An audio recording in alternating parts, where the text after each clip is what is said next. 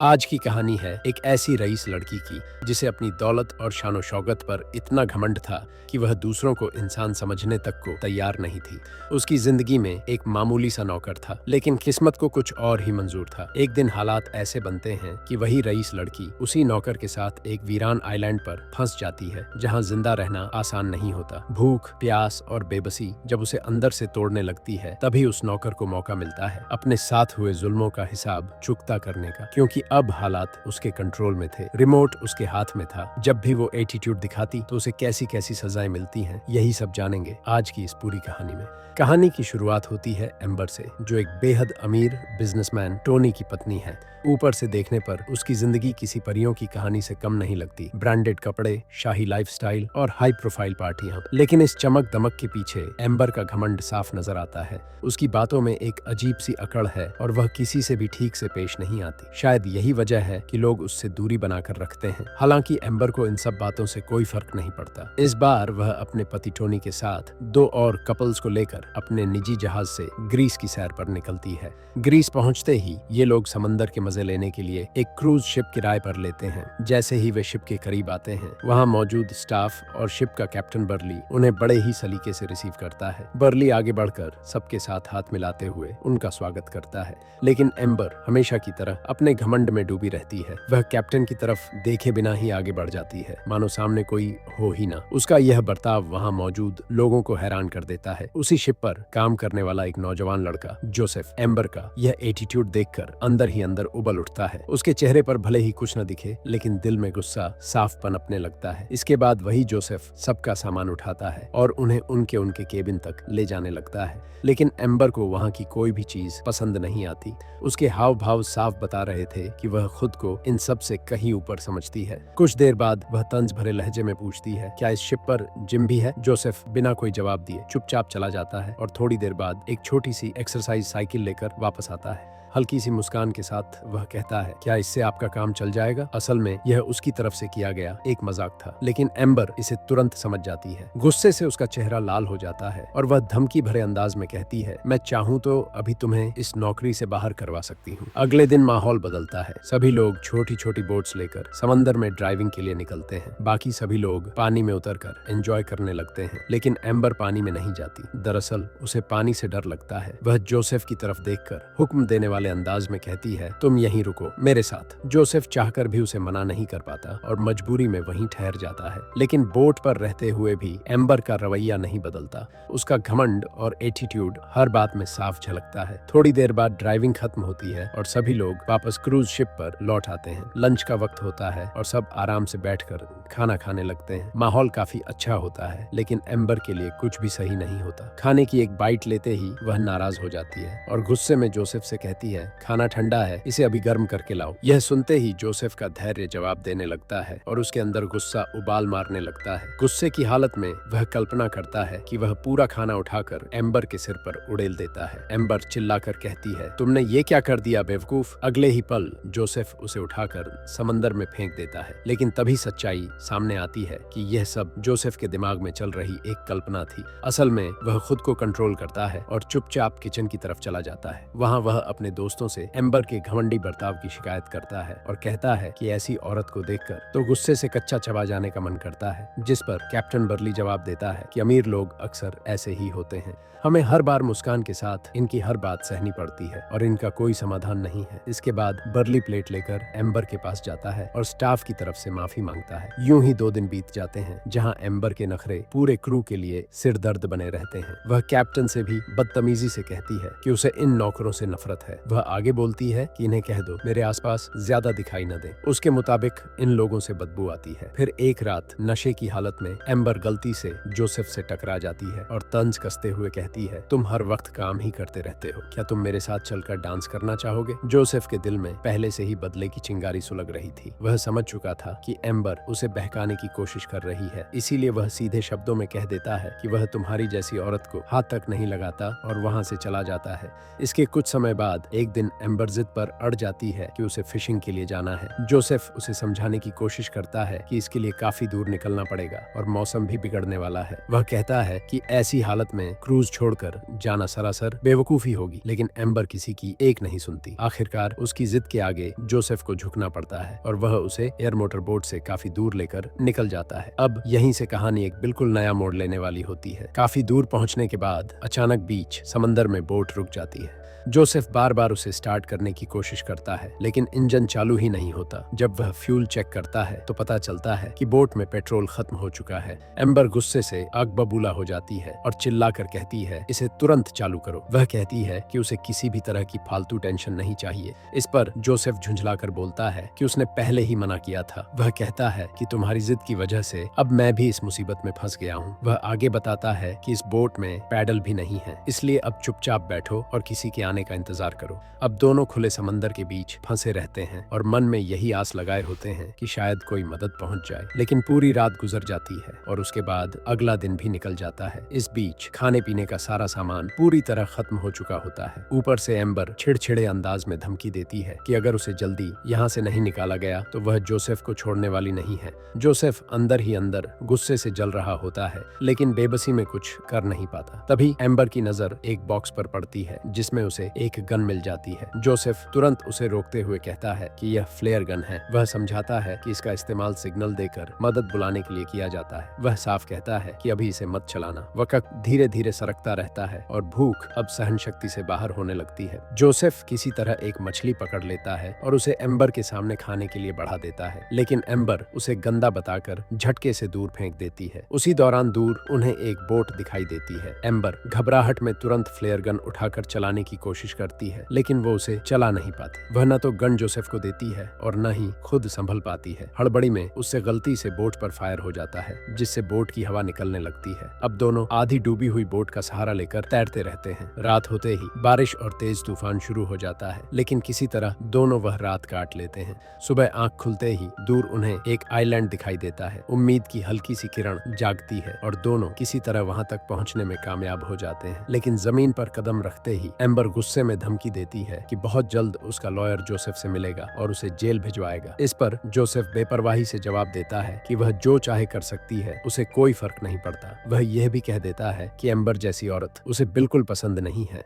और अगर एम्बर भी ऐसा ही सोचती है तो यहीं से दोनों के रास्ते अलग हो जाते हैं। अब यह आइलैंड पूरी तरह वीरान था और यहाँ जिंदा रहना बिल्कुल भी आसान नहीं होने वाला था। जोसेफ ऊपर की तरफ जाकर एक छोटी सी झोपड़ी खोज निकालता है और थोड़ी ही देर में उसे रहने लायक बना लेता है। वह झरने से पानी पीता है और खाने के लिए मछली पकड़ने का इंतजाम कर लेता है। उधर एम्बर पूरे इलाके में इधर उधर भटकती रहती है, लेकिन उसे न पानी मिलता है और न ही खाने का कुछ इंतजाम। आखिरकार प्यास और भूख से टूटकर वह वापस जोसेफ के पास आ जाती है। जोसेफ मछली पकड़कर छांव में बैठता है और आराम से खाना शुरू कर देता है। एम्बर उससे कहती है कि उसे भी खाने के लिए थोड़ी सी फिश दे दे। इस पर जोसेफ साफ शब्दों में कह देता है कि वह उसे कुछ नहीं देगा, क्योंकि उसने हमेशा उसके साथ बदसलूकी ही की है। एम्बर कहती है कि वह यह मछली उससे खरीदना चाहती है और आगे बढ़कर $1000 की चैन देती है, लेकिन जोसेफ उस चैन को दूर उछाल देता है और बोलता है कि यहाँ न तो तुम्हारी दौलत चलेगी और न ही तुम्हारा घमंड। वह कहता है कि अगर भूख लगी है तो खुद जाकर मछली पकड़ो। गुस्से में आकर एम्बर उसके एक थप्पड़ मार देती है।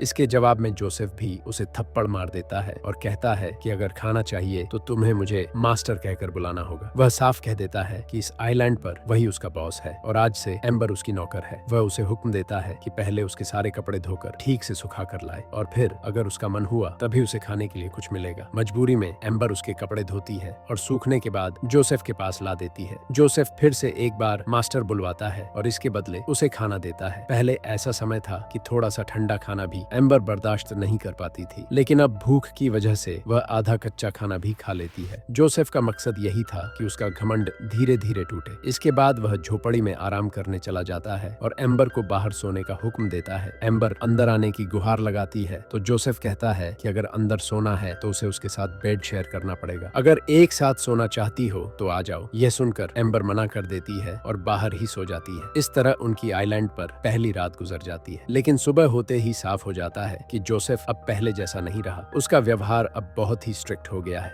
वह सिर्फ मछलियां पकड़कर लाता है और बाकी हर छोटा बड़ा काम एम्बर से ही करवाता है। खाना खाते समय वह उससे कहता है कि गाते हुए डांस करो, और हालात ऐसे होते हैं कि एम्बर चाहकर भी मना नहीं कर पाती। लकड़ियां इकट्ठा करना, मछलियां पकाने की तैयारी करना और उसके कपड़े धोना, सब कुछ एम्बर ही करती है। और थोड़ी सी गलती होने पर जोसेफ ताने मारकर उसे और परेशान करता है। दिन बीतते जाते हैं और इस सुनसान आइलैंड पर किसी तरह दोनों के बीच एक अनकही सी केमिस्ट्री उभरने लगती है। एक दिन जब जोसेफ उसे थोड़ा ज्यादा परेशान करता है तो वह उसे जोर से लात मारकर वहां से भागने की कोशिश करती है। उसे लगता है कि शायद अब जोसेफ उसकी मजबूरी का गलत फायदा उठाएगा, लेकिन जोसेफ उसका पीछा करता है और काफी दूर भागने के बाद उसे पकड़ लेता है। उसका मकसद नुकसान पहुंचाना नहीं होता, वह असल में यह एहसास दिलाना चाहता था कि मजबूर और लाचार होने पर क्या महसूस होता है। वह कहता है कि तुम हमेशा अपने से कमजोर लोगों के साथ बदतमीजी करती रही हो और उनकी गरीबी का मजाक उड़ाती रही हो, लेकिन अपनी घमंड में तुम यह भूल चुकी हो कि तुम भी एक इंसान हो। अब तुम्हें वही महसूस कराना है जो हर गरीब इंसान महसूस करता है। अब जोसेफ कहता है कि जब तुम सही इंसान बनकर मेरे पास आओगी तभी मैं तुम्हारी मदद करूंगा। यह कहकर वह वहां से चला जाता है। असल में कहीं ना कहीं वह एम्बर को पसंद करने लगा था और उसे सजा नहीं बल्कि उसकी आंखें खोलना चाहता था। इन बातों का असर एम्बर पर भी पड़ता है और उसे पहली बार अपनी गलतियों का एहसास होता है। कुछ देर बाद वह खुद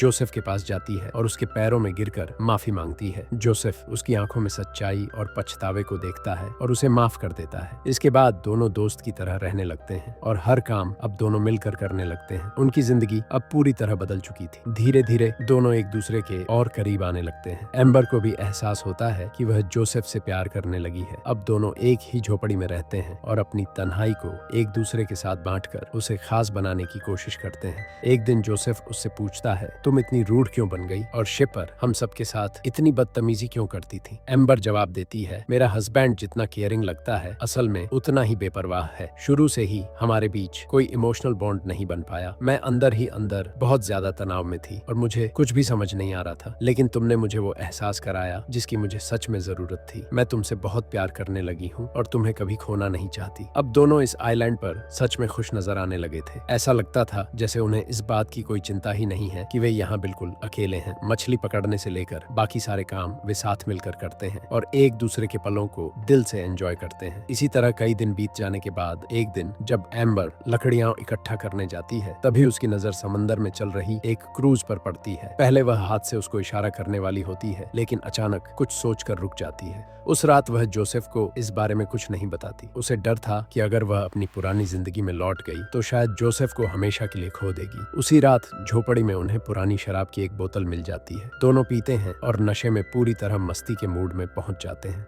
वे देर रात तक खूब एंजॉय करते हैं। अगले 3-4 दिन दोनों यूं ही मस्ती और मजे करते हुए बिताते हैं। साथ में मछलियां पकड़ते हैं और हर पल को खास यादों में बदलते हैं। एम्बर तो अब वापस जाना ही नहीं चाहती थी, लेकिन जोसेफ के दिल में अभी भी उम्मीद थी कि शायद कोई उनकी मदद के लिए आए। एक दिन जब दोनों बीच पर आराम कर रहे थे तभी उन्हें एक बोट दिखाई देती है। जोसेफ बस खुशी से हाथ हिला रहा था, लेकिन एम्बर उसका हाथ पकड़कर रोक देती है और भावुक होकर कहती है कि अगर हम यहाँ से चले गए तो हमेशा के लिए अलग हो जाएंगे। मैं तुमसे बहुत प्यार करती हूँ और हमेशा तुम्हारे साथ रहना चाहती हूँ। जोसेफ उसे समझाता है कि अगर हमारा प्यार सच्चा है तो हम कहीं भी साथ रहेंगे और हमारा प्यार हमेशा जिंदा रहेगा। मुझे तुम पर पूरा भरोसा है कि मेरे बुलाने पर तुम मेरे पास जरूर आओगी। यह कहकर वह बोट की तरफ इशारा करता है और दोनों को रेस्क्यू कर लिया जाता है। बोट पर पहुंचते ही एम्बर के पति टोनी को खबर मिल जाती है। वह बोट पर पहुंचकर एम्बर को गले लगा लेता है। फिर टोनी जोसेफ से कहता है, तुमने मेरी पत्नी की जान बचाई है, मैं हमेशा तुम्हारा एहसानमंद रहूंगा। जोसेफ का चेहरा उतरा हुआ होता है और वह बिना कुछ कहे चुपचाप वहां से चला जाता है। इसके बाद हम उसे एक पल के लिए वहीं बैठा हुआ देखते हैं। वह सोच में डूबा रहता है, लेकिन एम्बर की सुरक्षा के लिए अच्छा महसूस करता है। तभी एक आदमी आता है जिसके हाथ में पैसों से भरा एक बैग होता है।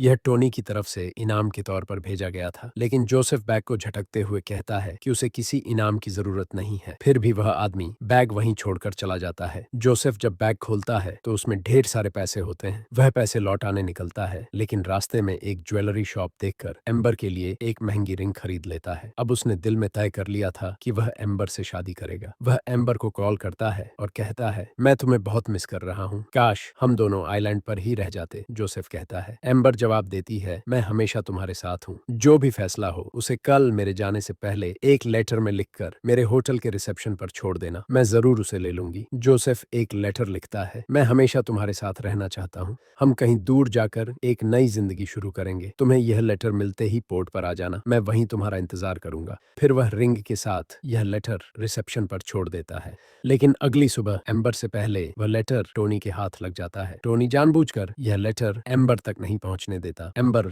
लेटर का इंतजार करती रहती है और मजबूरी में अपने हस्बैंड के साथ हेलीकॉप्टर में बैठ जाती है। जाते समय टोनी होटल के एक स्टाफ मेंबर को टिप देकर वह लेटर जोसेफ की बोट के पते पर भिजवा देता है। वह लड़का लेटर लेकर सीधे जोसेफ के पास आता है। जोसेफ जब लेटर खोलता है तो देखता है कि यह वही है जिसमें अंगूठी भी होती है। वह तुरंत हेलीकॉप्टर की तरफ दौड़ता है, लेकिन तब तक बहुत देर हो चुकी होती है। एम्बर सोचती रहती है कि जोसेफ ने कोई लेटर नहीं भेजा और जोसेफ मान लेता है कि एम्बर ने उसका लेटर लौटाकर उसे हमेशा के लिए छोड़ दिया। जोसेफ टूटे दिल के साथ पोर्ट पर खड़ा होता है। गुस्से में वह रिंग सीधे समंदर की तरफ फेंक देता है, जो पानी में डूब जाती है। टोनी की चाल की वजह से दोनों की मोहब्बत हमेशा के लिए अधूरी रह जाती है। कुछ प्यार हमेशा अधूरा ही रह जाता है, लेकिन यादें और एहसास हमेशा दिल में जिंदा रहते हैं। कभी कभी यही अधूरी मोहब्बत सबसे ज्यादा असर छोड़ जाती है और इसी के साथ ये मूवी यहीं खत्म हो जाती है। वीडियो को लाइक और चैनल को सब्सक्राइब करना ना भूले। मिलते हैं अगली वीडियो में।